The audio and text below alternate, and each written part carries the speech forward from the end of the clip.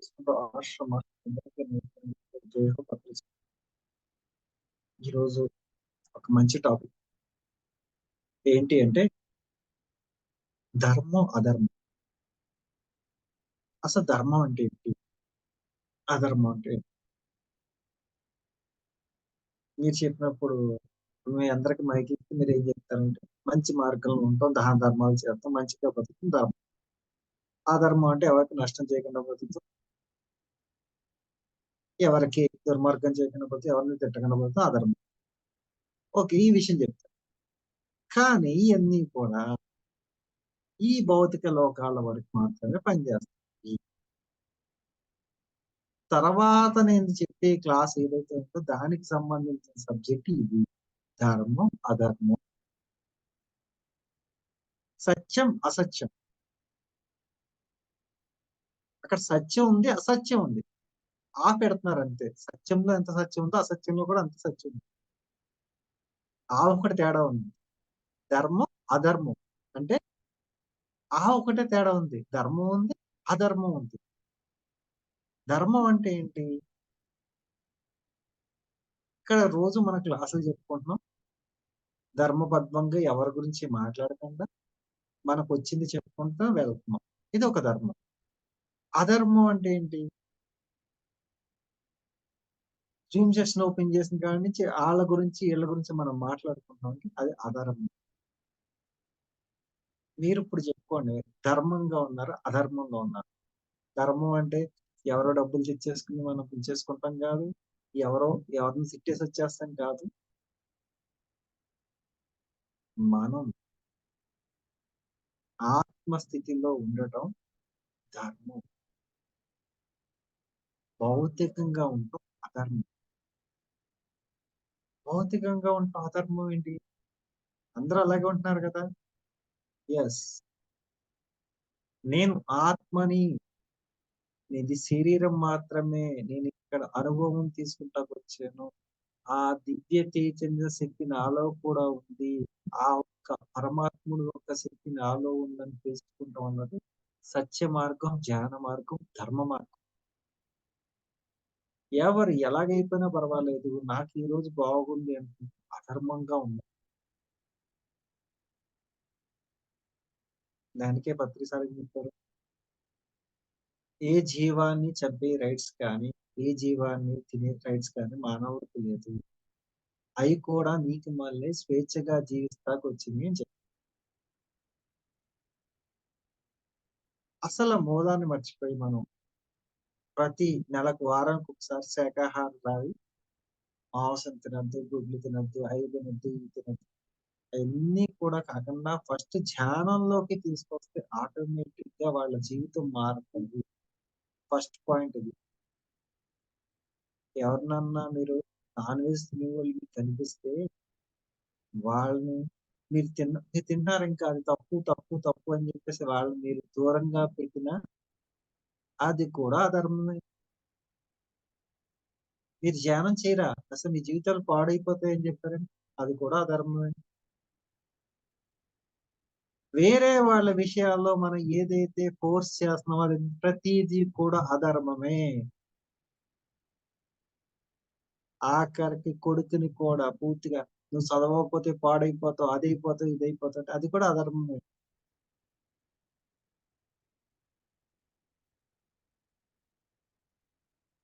మనం ఎవరినైనా సరే కించపరుస్తూ మాట్లాడామంటే ధర్మం కాదు. ధర్మం అంటే మనకు తెలిసిన విషయం ఏంటి? మంచి చేసేది ఆళ్ళు ధర్మవంతులు, మంచి కానోళ్ళందరూ అధర్మం.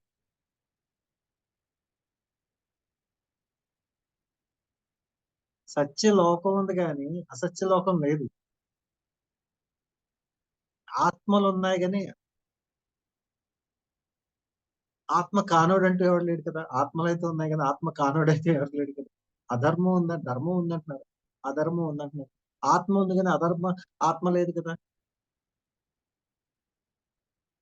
అంటే ఎవ్వరికిచ్చిన డ్యూటీస్ వాళ్ళు పర్టిక్యులర్‌గా వాళ్ళ టైంలో వాళ్ళు నెరవేరుస్తారు. మనం ఏ ఒక్క విషయంలోకి అంటే మన విషయాలు మర్చిపోయి పక్కవాడి విషయాల్లోకి వేలు పెట్టి ప్రతి ఒక్కడు అధర్మంగా ఉన్నట్టే. పక్క వాళ్ళు ఏం జేస్తున్నారో అని చూసేవాడు ప్రతి ఒక్కడు అధర్మంగా ఉన్నట్టే. పక్కవాడి జీవితం గురించి మనం మాట్లాడుతా ఉంటే అధర్మంగా ఉన్నట్టే. ఏది ధర్మం? ఏది అధర్మం? ఈరోజు క్లాస్ వింటున్నాం మనం. ఈరోజు క్లాస్ వింటున్నాం. ఈ క్లాస్‌లో ఎంతమంది ఇక్కడ క్లాస్ వింటున్నారు? ఈ సబ్జెక్ట్ ఇప్పుడు చెప్పే సబ్జెక్ట్ జస్ట్ ఏం లేదు. 2 నిమిషాల క్రితమే స్టార్ట్ చేసి, ఈ 2 నిమిషాలు బట్టి ఎంతమంది నిజంగా విన్నారో హ్యాండ్ రైజ్ చేయండి. ఏ ఆలోచన లేకుండా.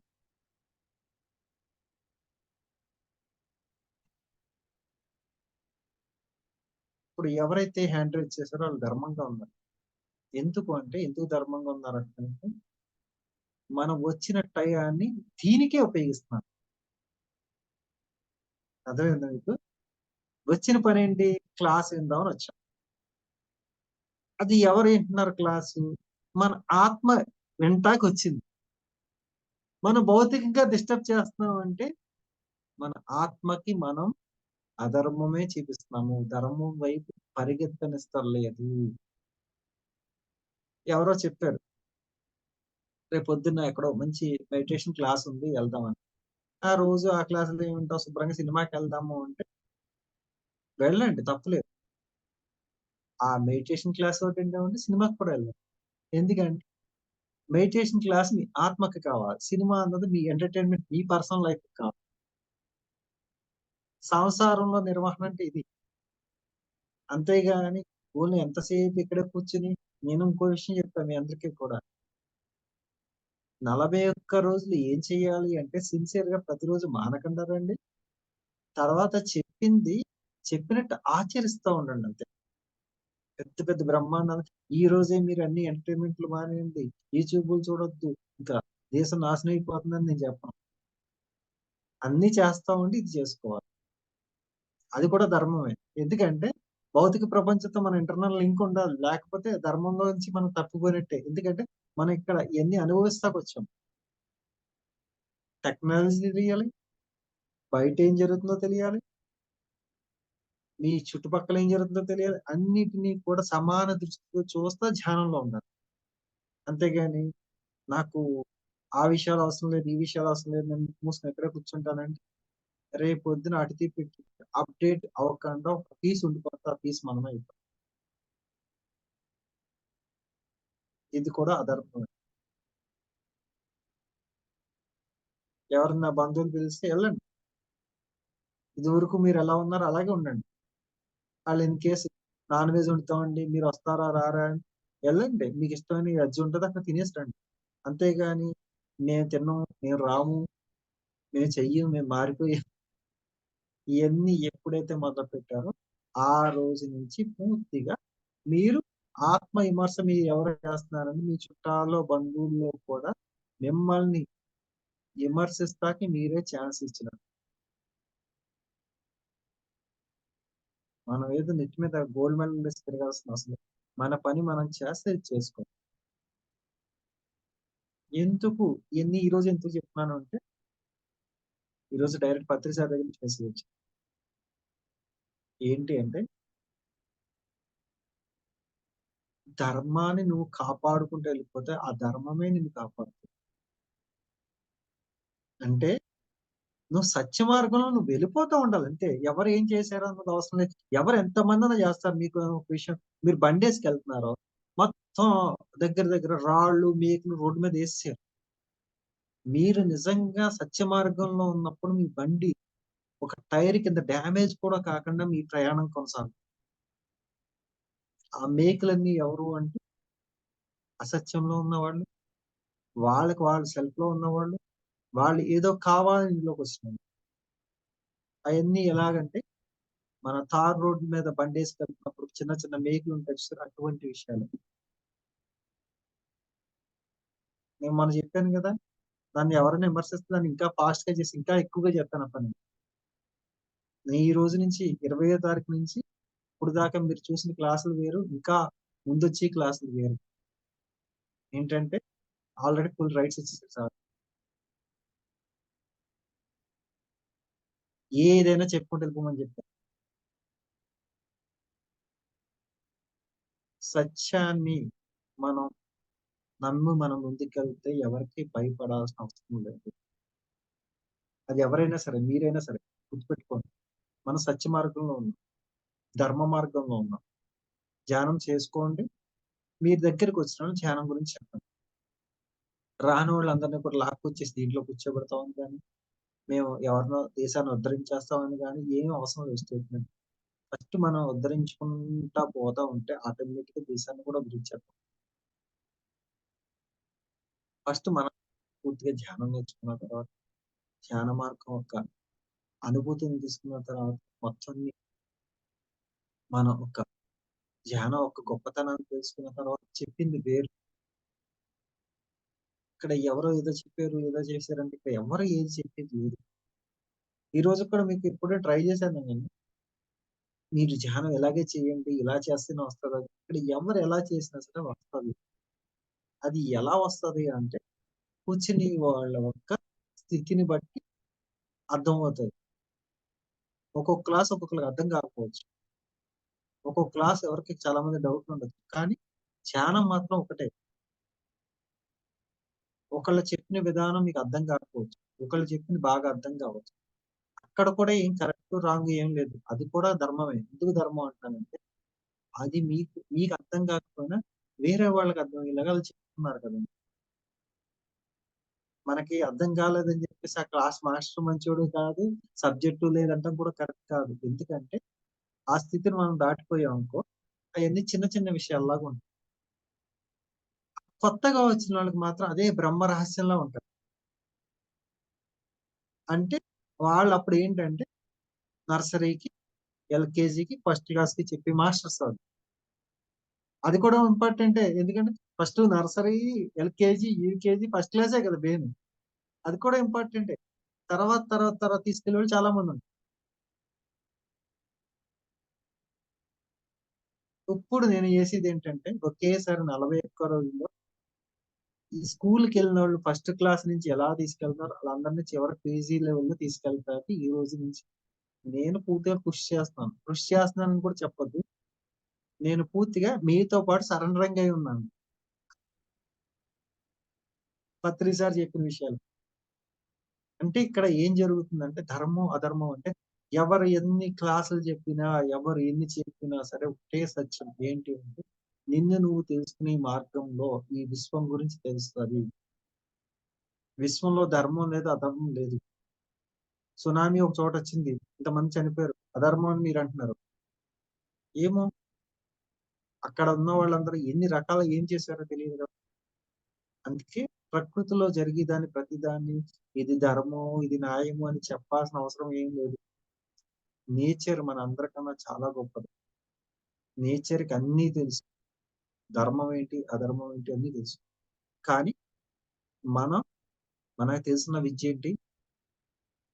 సాధన, సాధన, ఈ సాధన వల్ల మనల్ని మనం మార్చుకునే ప్రయత్నమే ధర్మ మార్గం. అధర్మం అంటే చెప్పాను కదా మీకు. మీరు చెప్పి కాదు. నేను చెప్తున్నాను వినండి. ఎవరినన్నా మనం అది చేయొద్దు, ఇది చేయొద్దు అంటే మనం అధర్మంలో ఉన్నట్టే. మనకు వాళ్ళని కించపరిచామంటే అధర్మంలో ఉన్నట్టే. వాళ్ళని తప్పుగా మాట్లాడామంటే అధర్మంలో ఉన్నట్టే. ఇప్పుడు మీకు మీరు చెక్ చేసుకోండి. ధర్మంగా ఉన్నారా? అధర్మంగా ఒక మనిషి గురించి ఇక్కడ చాలా పొగిడేసి పక్కకెళ్ళి తిడుతున్నామంటే అధర్మంలో ఉన్నట్టే. ధర్మం ఏంటండి? అదే మనిషి తప్పు చేస్తున్నప్పుడు మనం డైరెక్ట్ ఎళ్లి ఫేస్ టు ఫేస్ చెప్పాం అది ధర్మం. మీ మనసులో ఏమి ఉంచుకోలేదు. ధర్మబద్ధంగా సత్య మార్గంలో వెళ్ళిపోయి డైరెక్ట్ చెప్పేసారక్కడ. అది పూర్తిగా డిలీట్ చేసేయండి. అది సత్య మార్గం. ఇక్కడ ఇంకోటేంటంటే మన స్థితిని మనం అంగీకరించాలి. యెస్. ఈరోజు ఎవరో ఒక అమ్మాయి కొత్తగా వచ్చింది. ఆ అమ్మాయికి మైక్ ఇవ్వగానే మంచి విషయం చెప్పింది. ఆ విషయం నాకే తెలియలేదనుకో, నేను ఆ అమ్మాయిని పిలిసి చప్పట్లు కొట్టి చాలా చెప్పావమ్మా అని చెప్పి. ఈ రోజుకి కూడా. ఎందుకంటే తెలిసి తెలియక మనకి ఏదన్నా కూర్చున్నప్పుడు ఎవరొచ్చి చెప్పినా సరే, మనం దాన్ని అంగీకరించాలి. నాకు ముందే తెలుసు. నాకది ఎప్పుడో వచ్చేసింది. నేను చెప్దాం అన్నప్పుడు నువ్వు చెప్పేసావు. నీ నోటి వెంట నువ్వు మాట చెప్పినప్పుడు, అది ఎంత గొప్ప విషయమైనా సరే నువ్వు చెప్పినట్టే.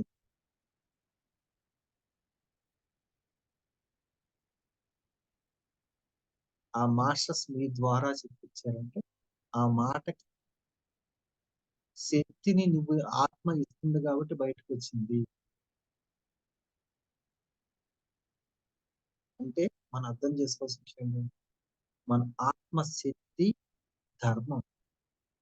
మనం తప్పు స్థితిలో ఉన్నాము. మనకేమి రాదనుకుంటాం కూడా అధర్మమే.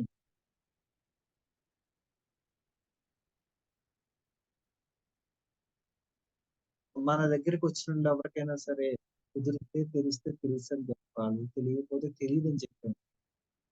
అధర్మంలోకెళ్ళొద్దు. అధర్మం అంటే ఏంటంటే, అవతల వ్యక్తికి మనకు తెలియని విషయాలు చెప్దామని ప్రయత్నం చేయటం కూడా అధర్మమే. తెలీదు అంతే. ఇప్పుడు ఏమవుతది? ఇప్పుడు ఏమన్నా అంటారా? తెలీదంతే. అందరికి అన్ని విషయాలు తెలియాలని రూల్ ఏం లేదు. నాకు చాలా విషయాలు తెలీదు. చాలా విషయాలు నాకు ఏమీ తెలీదు ఫస్ట్. నా నాలెడ్జ్ 0, 0, 0, 0 నాకన్నా మీరందరూ గొప్పోళ్ళే. ఎందుకంటున్నానంటే, మీరు రోజుకి 2, 3 గంటలు మెడిటేషన్ చేస్తారు. నేను గంటో, గంటన్నర చేస్తాను. కానీ మిగిలిన ప్రతి విషయంలోనూ ఆచరిస్తా. అది పట్టుకున్నాను నేను. నేను పట్టుకున్న విషయం ఏంటంటే ఆచరిస్తాను. ప్రతి విషయాన్ని స్త్రీ, పురుష లింగ భేదం లేదు నా దృష్టిలో. ఒకటే అందరూ ఒకటే. పరమాత్ములే అందరూ భద్రిజీలే. ఎవరిని తిట్టుకోను. మీరు నిజంగా పొరపాటున నన్నేమన్నా అన్నా సరే నాకు నవ్వొత్తది అంతే. ఎవరో పరమాత్ముడు శుభ్రంగా మనల్ని తిడుతున్నాడని చెప్పి వదిలేత్తాను. అది కూడా కారణం ఉన్నప్పుడు మాత్రమే. కారణం లేకుండా తిడితే మాత్రం నేనైతే ఊరుకోను. ఇది పాటించాల. మనం నిజంగా తప్పు చేస్తే అంగీకరించాలి. ప్రతి విషయంలోనూ అంతే. దాన్ని మనసులో పెట్టుకోకుండా ముందుకెళ్తా ఉండాలి. అది ధర్మ మార్గం. ఇక్కడేదో ఆళ్ళనేమనకండా, బయటేమనకండా, లోన మనసులో మనం తిట్టుకుంటున్నామంటే ఆళ్ళ గురించి, అది కూడా అధర్మమే. ఇన్ని రకాలుంటాయి. ఏదో మనకి 2 గంటలు కూర్చోమన్నారు కదా! పత్రి సార్ ఫోటో పెట్టి కూర్చుంటే, ధ్యానం ఆయనే వచ్చి చెప్పేస్తారు. మన జీవితం మారిపోతదని భ్రమల్లోంచి బయటపడి పత్రి సార్ చెప్పిన ప్రతి మాట పట్ల ఆచరించేవాళ్ళు ఎవరైతే ఉన్నారో, ఆళ్ళందరూ నిజంగా మాస్టర్స్. మీరందరూ మాస్టర్సే. మీరు ఒక్కొక్క పాయింట్ చెప్తుంటే నాకు నవ్వొస్తది ఒక్కోసారి. ఈ విషయం నేను వినలేదు కదా! అంటే,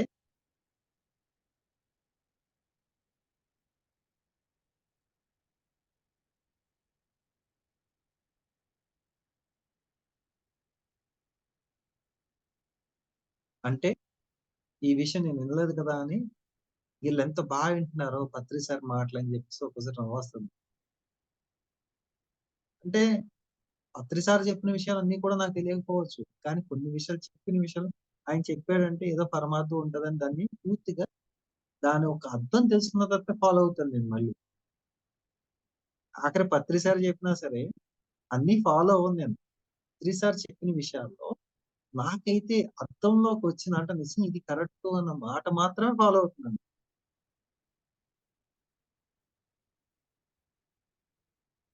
అర్థమైందా మీకు?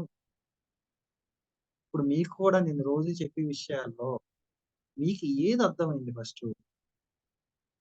ఏది మీకు అప్లై అవుతది? మీ జీవితంలో ఏది అప్లై చేసుకుంటే ముందుకెళ్తదో చూసుకోండి. ఇక్కడ ప్రతి విషయం ప్రతి ఒక్కళ్ళకి చెప్తాం. మీరే అన్నీ చేసేవాళ్ళని ఏం లేదు. మీకు ఏది కావాలో అది పట్టుకోవాలి. అర్థమైందా? ఇక్కడ చాలా రకాలు చెప్తాం. ఇందులో మీకేం కావాలి ఫస్ట్? నిజంగా ఒకటే మాట సిన్సియర్‌గా నాకు ధనం కోసం వచ్చానండి. నాకు చాలా ప్రాబ్లమ్స్ ఉన్నాయండి. దానికి మార్గం వేరుగా ఉంటది. నాకు రిలేషన్ ప్రాబ్లమ్ ఉందండి. దానికి వేరేగా ఉంటది. పూర్తిగా నేను ఆత్మజ్ఞానం తెలుసుకుంటా దానికి వేరుగా ఉంటది.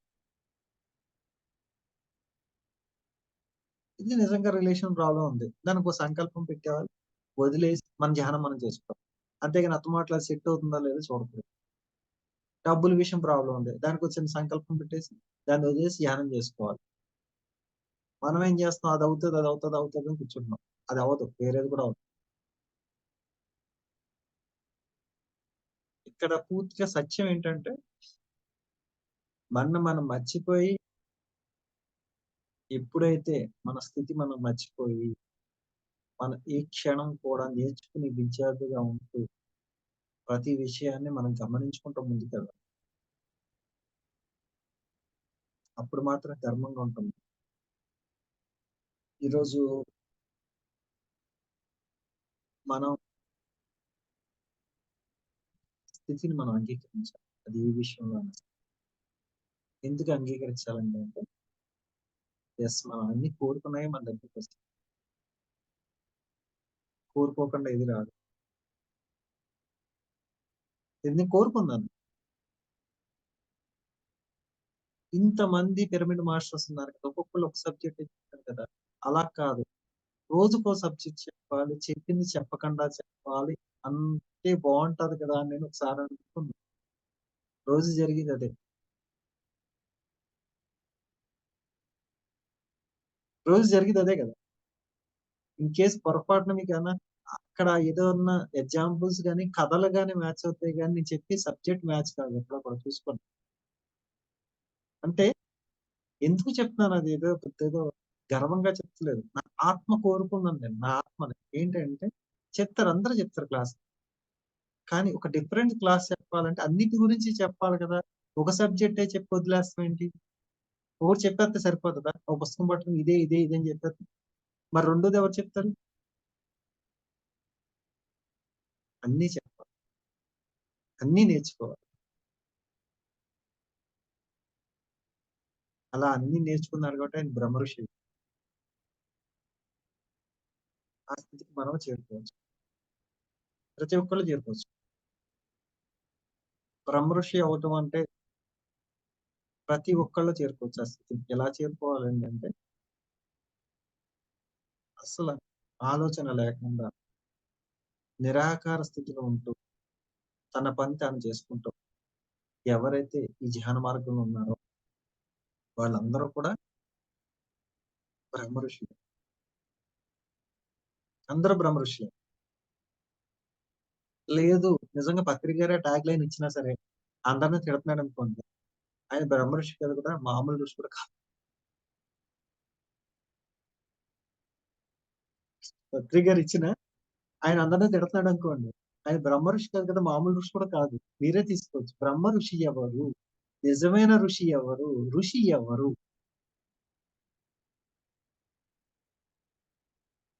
కృషితో తన ఒక్క సాధన పెంచుకుంటూ ఎవడైతే సాధన చేసాడో వాళ్ళ ఋషులు. మహర్షి ఎవరు? ఆ మహా చైతన్య శక్తిని కూడా తన చైతన్య శక్తితో నిద్ర లేపి ఎవరైతే తపస్సు చేసారో వాళ్ళ మహర్షి. బ్రహ్మ ఋషి ఎవరు? ఈ బ్రహ్మాండ లోకాల్ని కూడా ఎక్కడి నుంచి ఎక్కడికైనా కలపగలవాడు బ్రహ్మ ఋషి. మీరు ఏ ఋషో మీరే చూసుకోండి. అందరూ ఋషులే ఇక్కడ ఎవరు తక్కువోళ్ళు ఎవరు లేరు. ఎందుకంటే మనిషి కూడా ఒక ఋషే. ప్రతి మనిషి ఋషే గుర్తుపెట్టుకోండి. ప్రతి మనిషి ఋషే. ఎందుకు ఋషి అని ఎందుకంటున్నాను? తల్లి గర్భంలో 9 సంవత్సరాలు ఉంది. 9 నెలలు ఉంది తల్లి గర్భంలో. తనకేమీ తెలియకుండా అక్కడే కళ్ళు మూసుకొని కూర్చొని శ్వాసను గమనిస్తూ బతికాడు. 9 నెలలు ధ్యానం చేసాడు. ఇక్కడ ఏ లోకానికి సంబంధం లేకుండా తల్లి యొక్క గర్భంలో ఉండి ఈ ప్రపంచంలో ఏం జరుగుతుందో తెలుసుకున్నాడు. ఋషి కాదా? ఆ తల్లి నుంచి బయటపడ్డ తర్వాత ఏ తలం నుంచి వచ్చాడో తెలీదు. ఇక్కడ అందరూ కొత్త వాళ్ళున్నారు. ఆళ్ళందరితో అలవాటు చేసుకుంటే ఏదో కష్టపడి బతికాడు. వాడు ఋషి కాదా పిల్లవాడు? వాడిని మళ్ళీ తీసుకెళ్ళి తెలియని స్కూల్‌లోకి తీసుకెళ్ళిపోయి ఆడిని స్కూల్‌లో పెడితే ఒక్కడే ఉంటే ఏదో ఆ కింద మీద పడి ఏడ్చి చదువుని నేర్చుకున్నాడు. ఆడు ఋషి కాదా? ఇక్కడ ఈ భౌతిక ప్రపంచం ఎలా బతకాలో నేర్చుకున్నాడు. ఆడు ఋషి కాదా? ప్రతి ఒక్కడు ఋషియే ఇక్కడ. ఆ ఋషితత్వాన్ని సాధించుకుంటూ ముందుకెళ్ళాడో ఎవరైతే ఎళ్ళాడో, తనలో ఉన్న శక్తిని, మహాశక్తిని తెలుసుకొని, ఆ చైతన్య శక్తిని ఎవరైతే చూసాడో వాడు మహర్షి. బ్రహ్మాండ చైతన్యంలో అంతా ప్రతి చోట నేనే ఉన్నాను. ప్రతి దాన్ని నేను కదిలించగలను అనుకున్నవాడు బ్రహ్మర్షి. పరబ్రహ్మం అంటే ఎవరండి? ఇక్కడున్న చైతన్యాన్ని మొత్తాన్ని కూడా పరబ్రహ్మ స్వరూపం అంటే పూర్తిగా పరమాత్మ స్థితిలో చూసి ప్రతి చోట పరమాత్ముడు ఉన్నాడని గుర్తించినోడు పరబ్రహ్మం. పరమాత్ముడు ఎవడండి? ఈ పరమ చైతన్యం అంతా కూడా నా నుంచే నడుస్తుందని తెలుసుకున్నవాడు పరమాత్ముడు. చైతన్యం ఏంటండి? ఏదైతే శక్తి ఉందో ఆ శక్తిని తన శక్తిని తాను పెంచుకుంటే ఎళ్లి తన గురించి తాను ఆలోచించకుండా ఉన్నదే కాన్షియస్‌నెస్. చైతన్య శక్తి. ఒక చైతన్యం ఉందండి. సూర్యుడున్నాడు. ప్రతిరోజు పొద్దున్నే వస్తాడు. తనకేమన్నా డబ్బులిస్తున్నారా మీరు?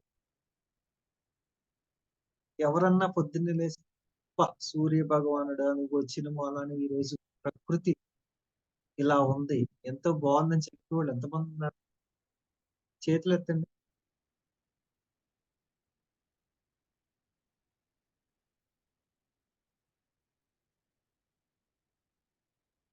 ఈరోజు నేనున్నానంటే నువ్వే కారణం. రోజు నేను నమస్కారం పెడతా.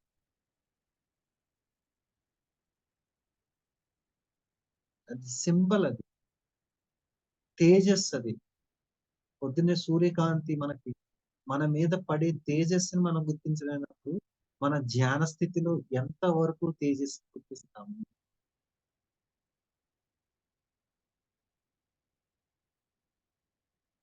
వానదేవా నువ్వొచ్చినప్పుడు ఇక్కడ ఇంతమందికి పంటలు పండుతున్నాయి.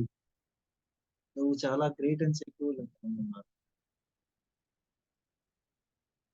రోజు మంచినీళ్ళు ఒక మీకు ఆహారం లేకపోయినా 4, 5 రోజులు బతకగలరు. కానీ వాటర్ లేకుండా బతకలేరు ఎవరు.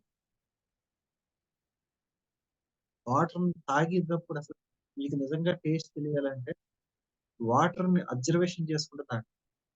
ఒకేసారి అది తాగకుండా మెల్లి మెల్లిగా చుక్క తాగితే అమృత బిందువు నోట్లో పడుతుంది. ఆహారం తినేటప్పుడు అది ఏ ఆహారం పెట్టినా సరే, ఎవరు ఏది పెట్టినా సరే పూర్తిగా మీ పరమాత్ముడికి, పరమశివుడికి గుడిలో నైవేద్యం పెట్టినప్పుడు ఎంత ఆనందంగా మీరు పెడతారో అంతే ఆనందంగా తినండి. పూర్తిగా అది మీ ఆహారం కూడా మీరు తిని వండిన దానికన్నా కూడా 100 రెట్లు రుచికరంగా మారిపోతుంది. ప్రతిదీ అంతే. అంటే ఇక్కడ ఏదో నేనేదో గాల్లో వచ్చేసినని చెప్పలేదు. నేను ప్రతి నిమిషం ఆచరిస్తాను.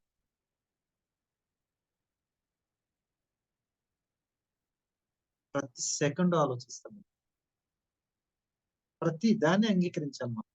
శుభ్రంగా ఫ్యానేసుకున్నాం, లైటేసుకున్నాం. దీని విలువ తెలియాలంటే కరెంట్ పోయినప్పుడే తెలుస్తది. మనకి డబ్బు విలువ తెలియాలంటే డబ్బు పోయినప్పుడే తెలుస్తది. మనుషుల విలువ తెలియాలంటే మనుషులు లేనప్పుడు తెలుస్తది. అన్నీ ఉన్నప్పుడు తెలుసుకుంటాం గొప్ప విషయం. లేనప్పుడు ఎవడన్నా తెలుసుకుంటాడు. ఈరోజు పత్రి గారు లేకపోతే చాలా మంది అయ్యో! పత్రి గారు లేరండి లేరు. ఉన్నప్పుడు రమ్మన్నా ఎవరు ఎళ్ళేవారు కాదు. చాలా మంది. ఆయన అలాగే చెప్తాడులే అని చెప్పి ఎళ్ళకుండా ఉన్నవాళ్ళు కూడా ఈరోజు పెద్ద పెద్ద క్లాసులు. అసలు నేను అసలు పత్రికలు కాకపోతే నేను భోజనం చేయలేదు. మరి భోజనం చేయకపోతే తిన్నాను కదా బతికాడు.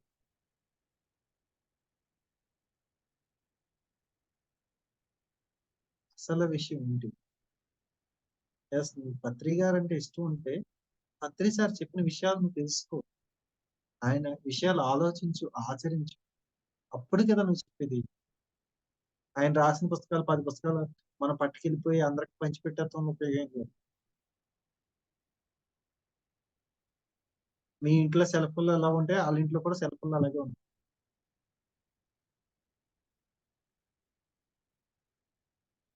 మొన్న ఒక అమ్మాయి అడిగింది. కొత్తగా వచ్చిన అమ్మాయి.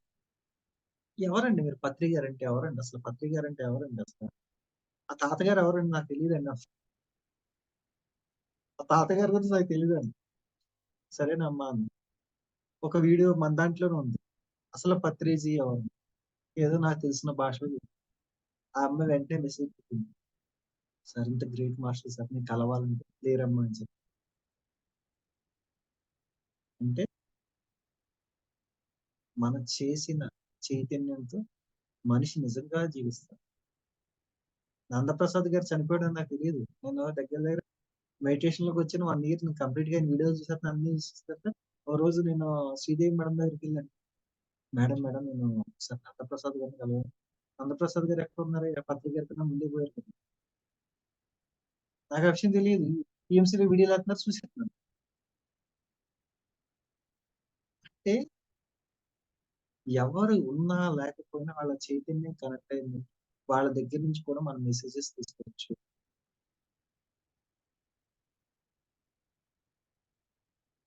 ఈరోజు మంచి విషయం ఏంటంటే ధర్మాన్ని, అధర్మాన్ని కాకుండా మన ఆత్మస్థితిలో మనం ఉంటాం. మన ఆత్మస్థితిలో ఉండుతూ తర్వాత మనం చేయాల్సిన పనులు చేస్తాం. మనం ముందుకెళ్ళాలి. ఇక్కడ ధర్మాలు, న్యాయాలు ఏమి లేవు. ఒకటే ఉంది. అది పూర్తిగా మనం వచ్చాము సత్యం. మనం వెళ్ళిపోతాం సత్యం. మనం ఇక్కడ చేసిందంతా సత్యం. ఒక ఆయనొచ్చాడు. ఒక ఆయనొచ్చాడు. ఒక ఊర్లో గుడి కట్టించాడు. ఓకే. ఒక ఆయనొచ్చాడు. ఒక ఊర్లో గుడి కట్టించాడు. ఒక ఆయన ఒక చోట దొంగతనం చేశాడు. దొంగతనం చేసి వచ్చేస్తున్నప్పుడు ఆడు వచ్చేటప్పుడు ఎక్కడో యాక్సిడెంట్ చూసాడు. అక్కడ ఆ డబ్బులతో దొంగతనం చేసుకొచ్చిన డబ్బులతో ఈడిని బతికిచ్చాడు. దేవుడి దృష్టిలో ఎలా ఉంటది? ఈడు వాడు సమానం. ఈడు వాడు సమానమే. అంటే ఇక్కడ ఏంటి అంటే ఒక బాగా డబ్బున్న అతను ఇద్దరికి అప్పెట్టాడు. ఒక అతనికి రూ. 1,00,000 అప్పెట్టాడు. ఒక అతనికి రూ. 1000 అప్పెట్టాడు. అతనికి ఎందుకో దైవత్వంలోకొచ్చాక ఎందుకు వీళ్ళ దగ్గర మనం డబ్బులు తీసుకుంటాం ఎందుకులే ఫోన్‌లో ఉంచుకోండిరా అని చెప్పాడు. ఇప్పుడు ఎవరు హ్యాపీగా ఫీల్ అవుతారు? రూ. 1,00,000 ఉన్నవాడు హ్యాపీగా ఫీల్ అవుతాడా? రూ. 1000 ఉన్నవాడు హ్యాపీగా ఫీల్ అవుతాడా? ఇద్దరు హ్యాపీగా ఫీల్ అవుతారు. ఇవ్వక్కర్లేదు పోన్లే మంచాయన అని చెప్పి ఊరుకుంటారు. కానీ ఆడి దృష్టిలో ఎవరు? ఎవరైతే అప్పెట్టినోడి దృష్టిలో ఇద్దరు అప్పున్నారు. ఇద్దరు సమానమే. ఇది కూడా అంతే. మనం కూడా అప్పుందాం ఆల్రెడీ భగవంతుడు. ఎలా అప్పుందాం అంటే మనకు మంచిగా ఓ టికెట్ ఏసాడు, శ్వాసనిచ్చాడు, కిందకి పంపించాడు. ఇక్కడ మనం ఏం చేస్తున్నాం అన్నది కౌంట్. అది ఏ మార్గంలో చేశామో, ఎలా చేశామో అన్నది కాదు. కరెక్ట్‌గా చేశామా లేదా? ఈరోజు క్లాస్ ఇదే ధర్మం, అధర్మం అంటే థాంక్ యూ మాస్టర్ జేకబ్